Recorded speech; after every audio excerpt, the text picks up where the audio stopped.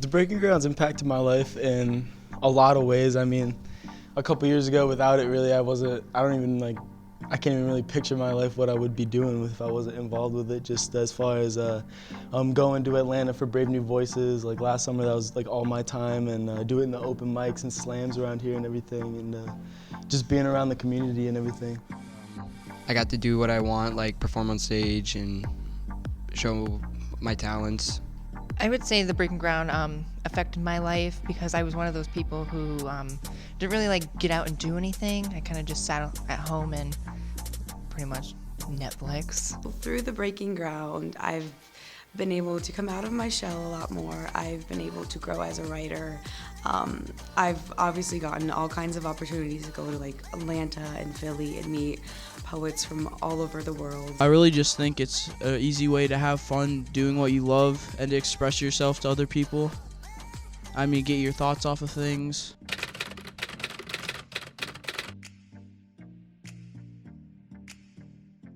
Definitely the people. I made really good friends through this. Bobby, Carrie, Nate, and Hunter. You know, I got relevantly close with a few of them, really tight. I think what I'll remember most is what the people's like stories were, because I think their stories are what is like the core of this program.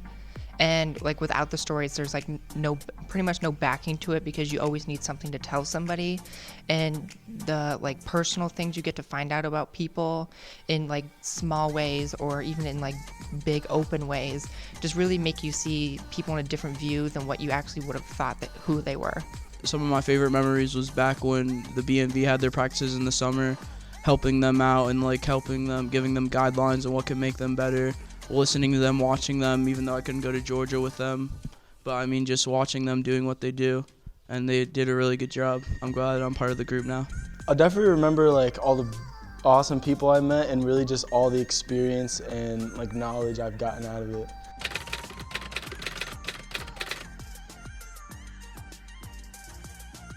I don't know, I always want to perform, like when in the future, always want to be able to perform, get more people to know who I am, get my name out. My goals would say I just want to get published one day. I'm kind of like working on like a small like chapbook of my poetry now.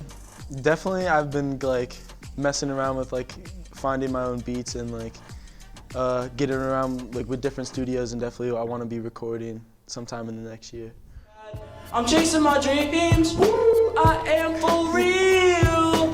Making all these other rappers mad when we kill it with a pen and pad. Just a kid 16, ever since he can remember he's had big dreams. He had a scheme, a vision of what his life should be. But now he looks into the mirror and what does he see? Got a raggy old hoodie with holes in the cuffs, skinny blue jeans and a beat up pair of chucks. Recently depressed and going through some stuff. His eyes are bloodshot cause he's not sleeping enough. Kinda fresh, yeah, I stay fresh to death. And I'ma be rhyming till my very last breath. You can call me the rap chef. I just had some skinny B, then I mix a little bit of little Z. Yeah, I got the greatest rap recipe. Yeah, you know me, always rep the JSOD.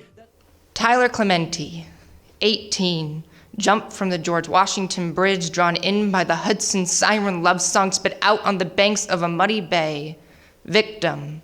From start to finish, Matthew Shepard, 21, abducted and dragged into a field, beaten and hung on display for transgressions we'd normally call love, mistaken for a scarecrow, turned to ash. His name was all we could salvage. Leela Alcorn, 16, walked into the oncoming winter metal of a tractor trailer, fettered to her biblical upbringings. Alone she wrote, my death needs to mean something. Yasmin Shun says, 31, lit on fire, left to die behind a dead-end dumpster. Her dignity scraped from concrete. A fallen soldier in a war no one knows we're fighting until it's too late. The world doesn't know how dangerous it is to be us. Coming out of the closet should not be a shock. It should not result in a car crash, a twisted metal face. I've seen too many kids crash into the fists of their loved ones, hung lifeless in the fields they ran through as children. Mothers reject their babies. Dirty, unwanted. CNN strips stories from lifeless bodies to let the world see their sins. It's true. We may never love the way this world wants us to. Have to be what we consider family. I'll do anything for my crew anyway. Living life automatically, but it's treating me manually. shifting uncontrollably. My love for hip-hop has reached maximum capacity. My bars are deadly just like a lyrical mentality. My blood, sweat, and tears goes into my music and my salary accomplishments getting added to my life gallery. That's why I stay on my feet. If you wanna know what I'm about, then I hope you took a seat. We need to keep the peace. These wars need to come to a cease. Pollution and global warming are Mother Nature's disease. In some communities, you can't even trust your own police. I just need to worry about my dreams and my goals that I will achieve. And I'm all about me.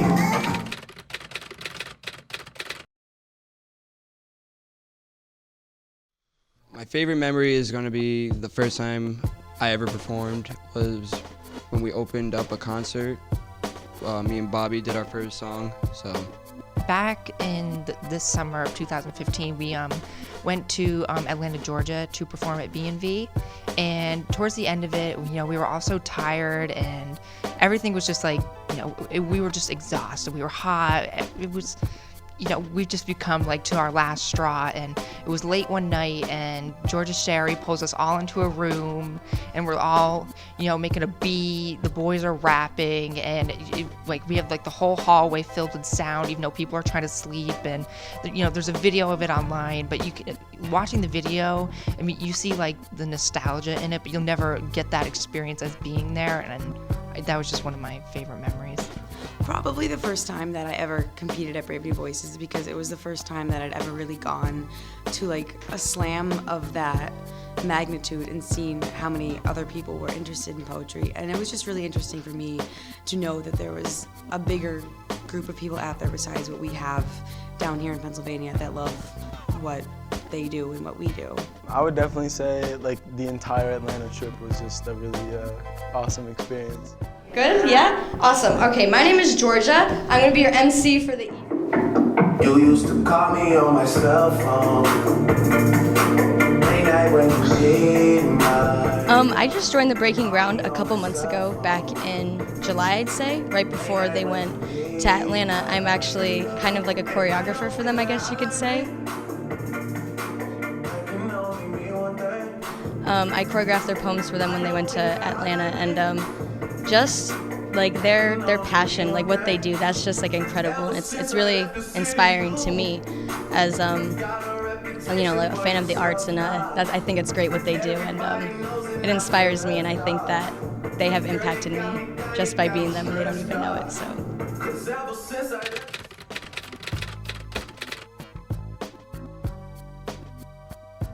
I don't know. It would be weird. It just wouldn't be the same, I think. So I wouldn't be really pushing myself to do what I am doing now. I would just be slumping around. I don't know, this kind of gives me more motivation, more something to do. I think it would be totally different, and I definitely think I would have been in a not very good situation, just because once I joined B&V, it kind of gave me something to like model, like I guess you could say like have a positive impact on people, and just because I have to represent like the Breaking Ground poets now everywhere that I go, so I can't really like do stupid things. Well, I definitely wouldn't have white hair. I would definitely have my normal old ginger hair, and I definitely don't think, I just would not be as happy as I am as a person now. And it's like the most cliched like thing to say, but I actually genuinely over the past 2.5 years become a more open and happy person. Oh my gosh, I mean, I wouldn't know Katie, and she is one of the best forces I've ever had in my life. I think that I would definitely still be really shy and cautious on stage and meeting new people. I don't think I would have gotten to the place I am now with my poetry. It's definitely improved me as a writer, as a performer. So many different aspects of my life would be so different.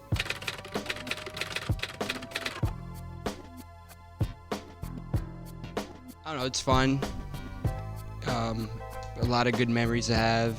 I think teenagers should get involved because it's a really great way to express themselves. I mean, I don't do poetry, but I mean, as somebody who doesn't write, like I've even had like random ideas, you know, just being around them, just like I said, like it just inspires you, you know what I'm saying?